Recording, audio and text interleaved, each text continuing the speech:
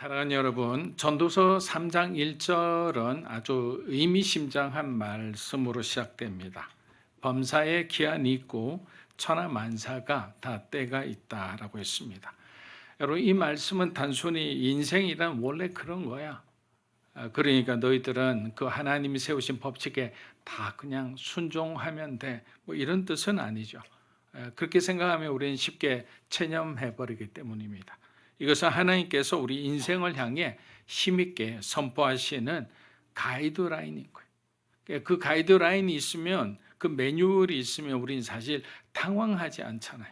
근데 매뉴얼 밖에 일들이 일어났을 때는 어찌할 바를 모르고 길을 잃고 방황할 때가 있습니다. 그래서 우리가 살아가면서 겪는 태어남과 죽음, 그리고 기쁨과 슬픔, 그리고 수확과 상실, 이 모든 것은 우연이 아니다라는 것을 얘기하고 싶은 거예요. 하나님의 손 안에 있고 하나님의 뜻 안에 있는 것이다. 그러니까 너무 염려하지도 말고 너무 불안해하지도 말고 또 너무 안심하지도 말라는 거예요. 왜? 우리는 정확하게 하나님의 뜻이 어디 있는지를 잘 모르기 때문에. 여러분, 우리는 자연의 시간을 따라 살아가는 듯 보이지만 사실은 하나님의 섭리를 따라 살아가는 사람들입니다. 여기에 대한 정의를 우리는 분명히 할 필요가 있습니다. 전도서 3장 11절은 이렇게 말합니다. 하나님이 모든 것을 그분의 때에 따라 아름답게 하셨다. 굉장히 중요한 말씀이죠. 여기서 아름답게라는 말, 아름답게 하셨다라는 말의 히브리어는 뭐라고 하느냐? 야페라고 합니다. 야페. 여러분들 잘 기억해 주시면 좋을 것 같아요. 아름답게 하셨다라는 단어는 야페라는 단어예요. 그 뜻이 뭐냐? 단순히 우리들이 보기에 아름답다라는, 보기에 좋다라는 그런 의미가 아닙니다. 하나님께서 가장 정확한 시점에 가장 완전한 모습으로 이루었을 때 나타나는 그 모습을 말하는 거예요. 그래서 아름다운 거예요. 하나님의 일은 설익지도 않았고 또 그렇다고 너무 우리가 오래 기다리다가 상해버린 것도 아니에요. 하나님은 가장 좋은 때 가장 완전한 모습으로 이루어 가신다라는 것을 이야기하고 싶은 거예요. 반면 우리는 어떻습니까? 우리는 조급합니다. 또 때로는 너무 늦은 것 같아 불안하기도 합니다. 하지만 기억하십시오. 하나님의 타이밍은 결코 빠르지도 않고 결코 늦지도 않습니다. 성경이 말하는 하나님의 시간은 언제나 가장 완벽한 시간이라는 거예요. 이것을 우리가 어떻게 믿음으로 받아들이냐에 따라서 우리 인생을 살아가는 어떤 삶의 태도는 달라지겠죠. 그리고 그 시간에 이루어지는 일은, 그리고 그 세상은 무엇보다 야페하다, 아름다운 것이다라는 거. 왜? 하나님의 그 모든 시간과 질서와 목적에 맞게 어떤 결과물이 딱 나왔기 때문이죠. 그것을 우리는 진정으로 야페하다 이렇게 말하는 거예요. 그런데 우리가 그 하나님의 때를 믿기 어려운 이유가 있죠. 지금 우리가 살아가는 세상은 모든 것을 어디에 맞추어 놓고 살아갑니까? 내 시간이잖아요. 내 마음에 맞춰 놓고 살아가는 거예요. 10조짜리 영상에 우리 이미 익숙할 대로 익숙해져 있고, 한국 사람이라서 그럴지 몰라도 커피 자동 파마기 앞에서도 기다리지 못해 손을 먼저 넣는 사람들이, 그리고 빨리 결과를 내야 인정받는 그런 사회에서 우리는 살고 있습니다. 그런 우리에게 하나님의 타이밍은 종종 불편하고 이해되지 않는 거죠. 왜? 하나님도 빨리빨리 했으면 좋겠는데 하나님 자꾸만 주실 듯 하는데 계속 끌고, 이스라엘 백성을 2년 만에 그냥 넘어갈 듯 보였는데 가데스 바네아 사건을 통해서 20세 미만의 사람만 살려두고 위에 있는 사람은 광야에서 죽을 때까지 40년을 돌리시는 하나님이시잖아요. 그런 우리에게, 그래서 우리는 이렇게 묻기도 합니다. 하나님, 왜 지금이 아니죠? 왜 저 사람들은 다 잘 되는데 왜 나는 왜 이렇게 이 모양이 꼴로 그대로 머물러 있어야 하는가요? 사랑하는 여러분, 하나님은 우리가 원하는 시간에 움직이는 분이 아니에요. 그런 전제는 분명히 우리가 못 박아놓고 시작을 해야 돼요. 신앙생활을 할 때는. 하나님은 우리가 가장 필요하다고 느끼는 순간에 일하시는 것이 아니라 하나님이 보시기에 가장 선하다고 생각하는 그때야 가장 좋은 방법으로 우리를 위해 역사하시고 일하시는 거예요. 그리고 바로 그 기다림 속에서 하나님은 저와 여러분의 성품을 다듬어 가실 거예요. 믿음을 더 정교하게 만들어 가실 거예요. 이스라엘 백성들이 광야에서 우상이 아니라 오직 하나님만 바라보게 되었던 것도 바로 그 기다림 속에서 정결해지고 성숙해졌기 때문에, 그리고 결국 고백하게 될 것입니다. 하나님은 단 한순간도 우리를 잊으신 적이 없구나. 다 기억하고 계셨고 다 보고 계셨구나. 여러분, 우리의 시간은 자연의 흐름을 따라 흘러갑니다. 하지만 하나님의 시간은 다르다고 했습니다. 하나님의 시간은 우리는 카이로스라는데, 이 카이로스의 시간은 하나님의 뜻을 완성하는 시간이라고 그랬습니다. 우리를 향한 하나님의 계획이 이루어지는 순간에, 그렇게 그 시간을 우리는 신뢰하며 오늘의 삶을 인내하며 성실하게 살아갔으면 합니다. 전도서 우리 3장 1절에서 3절 한번 읽어보겠습니다. 범사에 기한이 있고 천하만사가 다 때가 날 때가 있고 죽을 때가 있으며 심을 때가 있고 심은 것을 뽑을 때가 있으며 죽일 때가 있고 치료할 때가 있으며 헐 때가 있고. 여러분, 우리는 지금 스마트폰과 SNS 없이는 하루를 살기 힘든 그런 시대를 살고 있습니다. 문명의 발전이 가져다 준 많은 유익이 있지만 그만큼 우리의 삶에 조급함이 깊숙이 들어와 버렸습니다. 옛날에는 집에 나가면 들어올 때 들어오는구나 그렇게 생각하고 연락할 그런 어떤 생각조차도 안 했습니다. 삐삐가 있을 때는 삐삐를 치면 또 삐삐 때문에 그냥 차를 타고 가다 중간에 내려서 전화 또 돌려서 확인하고 이런 경우도 있었지만, 지금은 스마트폰이니까 전화 걸면 바로바로 확인이 되는 거죠. 근데 예를 들어 급한 마음으로 누군가에게 여러분이 연락했을 때 연락이 오지 않을 때가 있을 겁니다. 예전 같으면 느긋한 마음으로 연락이 오기를 기다렸을 겁니다. 그러나 지금은 어떻습니까? 처음에는 바쁘겠지라는 생각을 하다가 시간이 점점 지나갈수록 어떤 생각합니까? 조급함과 불안이 고개를 들기 시작하는 거예요. 혹시 무슨 일이라도 생긴 것은 아닐까? 또 반대로 이런 생각도 하죠. 혹시 이 사람이 날 일부러 외면하고 그냥 그 전문 용어 있던데 청소년들이 하는 거 그거 하는 거 아닐까? 여러분, 기다림은 단순히 시간이 흐르는 게 아니라 이제는 어떠냐면 기다림은 때때로 그 어떤 관계를 시험하는 그런 시간이 되기도 하는 거예요. 이렇게 굉장히 우리가 복잡하게 된 거예요. 하나님과 우리의 관계도 그렇습니다. 우리는 기도하고 말씀을 붙들고 소망을 품습니다. 그러나 하나님이 내 시간에 맞추어 주지 않을 때 나는 화가 나는 거예요. 불편한 거예요. 그런데 옆에 사람 보니까 이미 건물을 올리고 있어요. 결실을 맺고 수확을 팔면서 좋은 옷도 입고 다 하고 있는 거예요. 그럼 우리는 어떤 마음이 들까요? 우리 마음에 어느새 의심이라는 먹구름이 막 몰려들기 시작하는 거예요. 왜 나에게는 아무 일이 일어나지 않은 걸까? 그리고 나중에는 어떻게 되느냐면요, 심각하게 되면 하나님 정말 살아계실까? 이런 어떤 불신앙의 질문까지도 우리는 가게 됩니다. 그러다 어느 순간 우리는 믿음을 붙드는 대신, 여러분 여기서 사울의 선택을 하면 안 돼요. 주변의 환경의 메시지에 속아서 전쟁을 앞두고 탈영병이 생기고 이러다가 우리가 망할 것 같으니까, 전쟁에 질 것 같으니까, 하나님이 계신데도 우리는 그렇게 불안해하는 연약한 존재라니까요. 그러다가 사무엘이 오기 전에 자기가 제사장의 역할을 하다가 하나님께 버림받았잖아요. 여기도 마찬가지. 우리는 믿음을 붙드는 대신 뭐라고 하느냐? 그 시간을 앞당기려는 전략을 세웁니다. 그 계획을 세우는 거예요. 하지만 전도서 3장은 그런 우리의 조급함 앞에 분명히 선언하죠. 뭐라고 했습니까? 3장 1절입니다. 범사에 기한이 있고 천하만사가 다 때가 있나니. 우리가 시간을 앞당긴다 해서 그 하나님의 때가 결코 앞으로 우리를 찾아와 주지 않는 거예요. 여러분, 이 말씀은 단순히 인생을 살아가는 지혜가 아닙니다.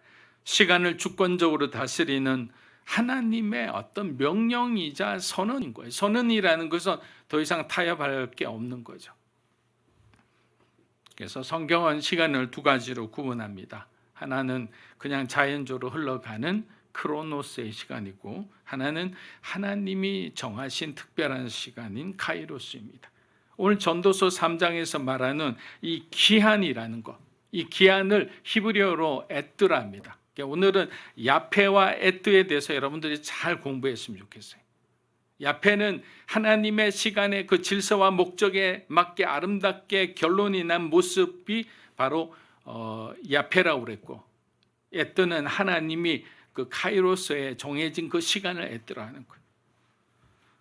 범사에 하나님이 준비하시고 계획하신 완벽한 때가 있다라는 거죠. 우리가 보기에는 늦은 것 같아요. 그러나 하나님은 하나님의 시간에 하나님의 방법으로 가장 아름답게 만들어 가시는 거예요. 유명한 신학자인 스탠리 투상 교수는 이 전도서의 이 구조를 이렇게 해석합니다. 전도서 3장은 시간의 허물을 말하는 것이 아니라 하나님의 시간 안에 분명한 질서와 목적이 있다는 것을 강조한다라고 했습니다. 그렇습니다. 여러분, 하나님은 우리의 계절을 조율하시는 작곡가이시며 또한 우리의 시간을 설계하시는 아주 뛰어난 건축가이기도 합니다. 전도서 3장 3절은 이렇게 이어집니다. 죽일 때가 있고 치료할 때가 있으며 헐 때가 있고 세울 때가 있다. 여러분, 우리는 실패보다는 성공만을 원하죠. 사실 성공했으면 좋겠어요. 더 잘 나갔으면 좋겠어요. 세워지고 이루어지고 드러나는 순간만을 우리는 마음속에 꿈꿀 때가 있습니다. 하지만 하나님은 이렇게 말씀하시는 거예요. 무너지는 시간도 있어야 되고 깎이는 시간도 지나야 한다라는 거예요. 하나님의 계획 안에서는 그 무너지고 깎여지고 깨어지고 부서지는 그 우리가 생각하는 인생의 마이너스와 같은 그 시간을 하나님은 플러스라고 생각하는 거예요. 그것이 미끄럼이 되어서 하나님의 사람이 되는데 가장 필요하다고 생각하시는 거예요. 왜? 고난도 결국에는 하나님의 그 영광에 이르는 과정의 가장 중요한 하나의 관문이기 때문이죠. 그렇다면 왜 우리는 이런 너무나 분명한 이 진리를 여러분들 마음속으로 받아들이기 힘들까요? 지금 우리가 살아가는 시대는 느림은 실패라고 가르치기 때문에 빨리빨리 해내는 사람이 뛰어난 사람이고 유능한 사람이라 생각하는 거예요. SNS를 보면 모두가 성공한 것처럼 보입니다. 누군가는 결혼하고 누군가는 성진하고 누군가는 자기의 꿈을 이룬 듯 화려하게 그렇게 보여지죠. 그러나 여러분, 그 사람의 시간표는 나의 시간표가 아니라는 거예요. 그 사람의 인생은 나를 위한 어떤 모델도 교과서도 아니라는 거예요. 하나님은 각 사람을 그 사람의 시간표대로 그렇게 아름답게 인도하신다는 사실을 우리는 믿어야 한다라는 거죠. 다윗을 보십시오. 다윗은 기름 부음을 받았지만 바로 왕이 된 게 아니에요. 15년 동안 아무도 알아주지 않는 광야에서 사울의 그 창을 피해서 도망다니면서 또 굴욕적으로 가드 왕의 그 발밑으로 미치광이 밑이 닿으면서 그렇게 생명을 유지했어요. 아브라함도 마찬가지였습니다. 하나님의 약속을 받았지만 무려 25년이라는 세월이 지나서야 이삭을 품에 안을 수 있었어요. 요셉은 또 어떻습니까? 형제들에게 버림받고 감옥에 갇히고 사람들에게 잊혀진 그곳에서 오직 하나님의 시간을 붙들고 버텨야 했습니다. 그러나 하나님의 때가 오자, 에뜨라고 그랬죠? 이 에뜨의 시간이 되자 바로가 꿈을 꾸었어요. 여러분, 바로가 꿈을 꾼 게 그냥 자연스럽게 꿈을 꾼 거예요? 아니죠. 에뜨가 된 거예요. 하나님의 시간이 된 거예요. 하나님이 정하신 그 카이로스 시간이 딱 되자 바로가 꿈을 꾼 거예요. 갑자기. 그리고 아무도 그 뜻을 풀지 못합니다. 애굽의 뛰어난 그 술사들, 점성술사들 모든 박수와 무당들이 다 모였지만 그 뜻을 도저히 상상조차 못해요. 그때 바로 하나님의 역사가 일어나는데 잊혀진 요셉을 기억하게 한 거예요. 감옥에 갇혀 있는 요셉을 기억나게 하신 거예요. 누구에게? 그 술관원에게. 그리고 13년이 흐른 그날 요셉을 감옥에서 하나님은 왕 앞에 세우게 됩니다. 이것을 우리는 뭐라고 합니까? 야페라고 하는 거죠. 왜? 하나님의 뜻이 이제 그리어 이루어져서 그가 총리가 되는 바로 그 순간이잖아요. 우리 인생에는 에뜨와 야페의 이 원리만 제대로 알아도 우리는 실망하지 않고 낙심하지 않고 견디고 또 견디고 하나님의 시간을 우리가 바라며 그렇게 살아가게 될 거예요. 여러분, 하나님은 우리가 원하는 시간에 오시는 것이 아니에요. 우리가 가장 필요할 때 가장 완전한 방법으로 일하신다고 했습니다. 혹시 지금 여러분 하나님이 침묵하시는 것 같습니까? 기도에도 아무 일이 일어나지 않는 것 같아 답답하거나 실망하셨습니까?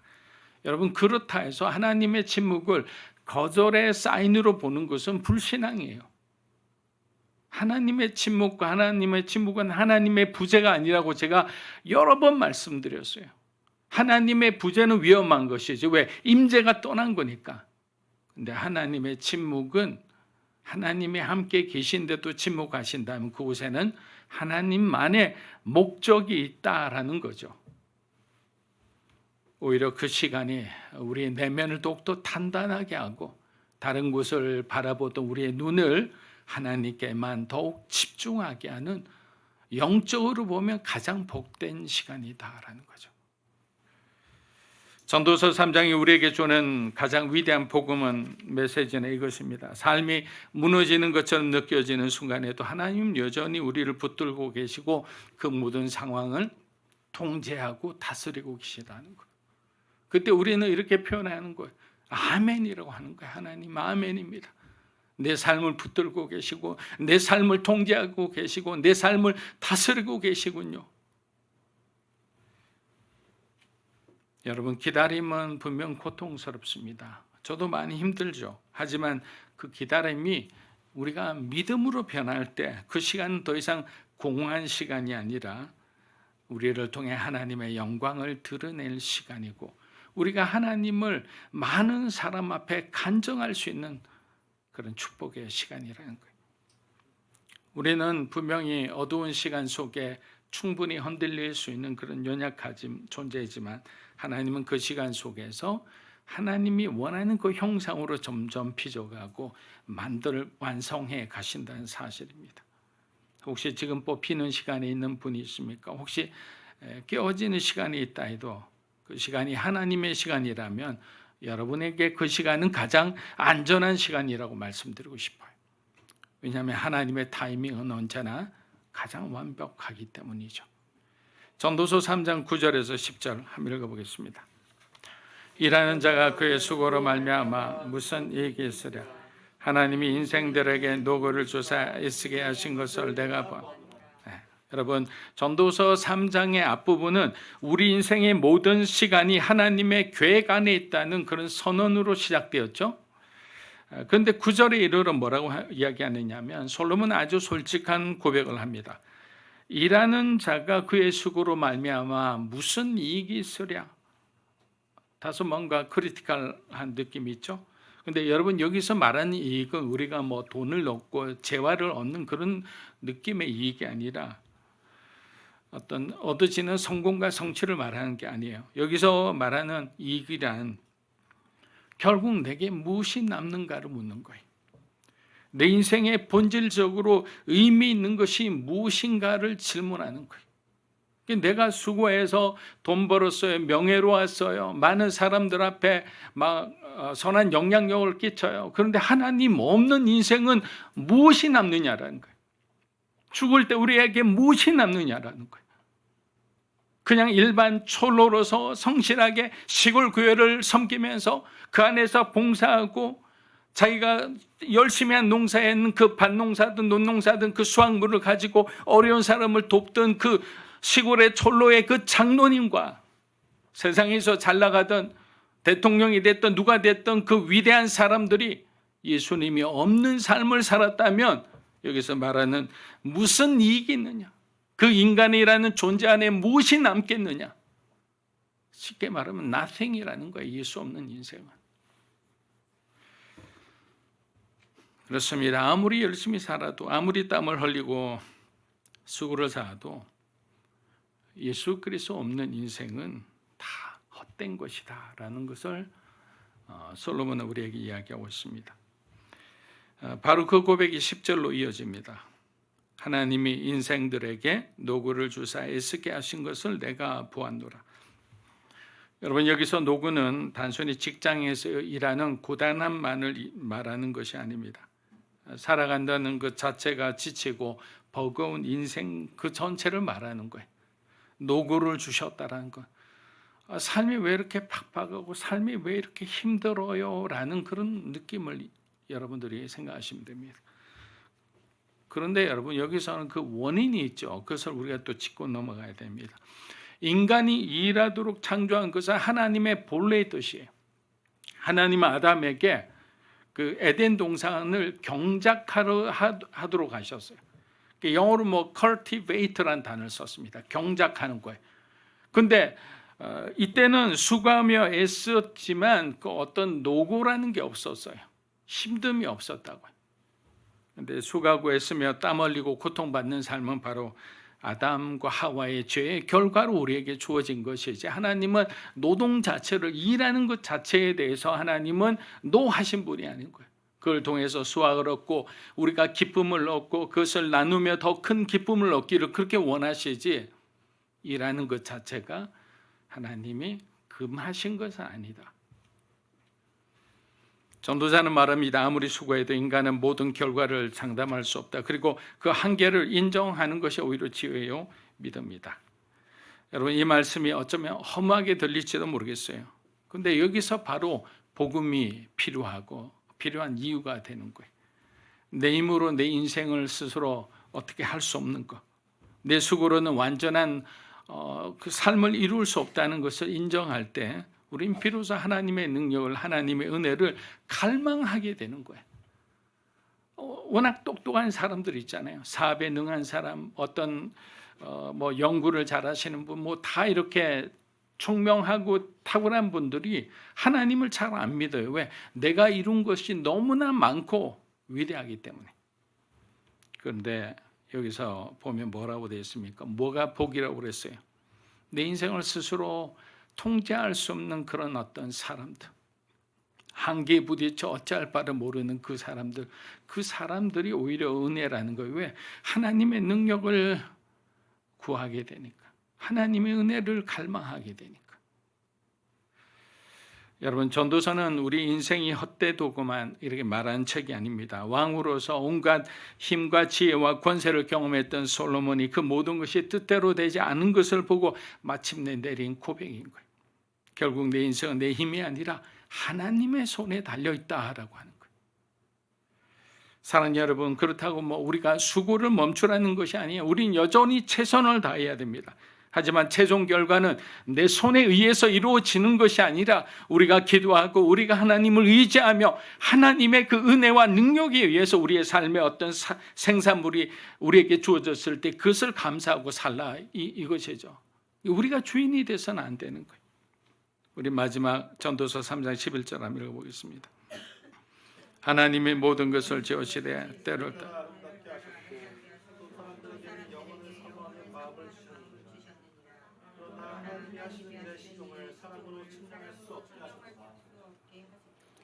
하나님은 모든 것을 그분의 때 아름답게 이루어 가신다고. 우리가 보기에 늦은 것 같아도 때로는 실패처럼 보여도 하나님은 하나님의 시간 속에서 저와 여러분의 인생을 가장 아름답게 빚어가리라 믿습니다.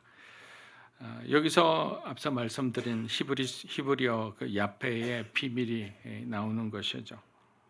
바울이 다메섹 도상에서 주님을 만난 것이 애뜨라면, 부름받은 후 수많은 고난을 통해 훌륭한 복음 전도자의 삶을 살다가 디모데후서 4장 7절에서 나는 선한 싸움을 싸우고 나의 달려갈 길을 마치고 믿음을 지켰다라고 고백하는 그 장면이 바로 하나님 보시기에 너무나 아름다운 야페라는 거예요. 우리는 어떤 삶을 살아가야 합니까? 하나님은 우리에게 무엇을 기대한다고 생각하십니까? 사람은 믿음으로 사는 교회 성도 여러분, 조급함 대신에 하나님을 신뢰하시기를 축복합니다. 두려움 대신 하나님의 약속을 붙드십시오.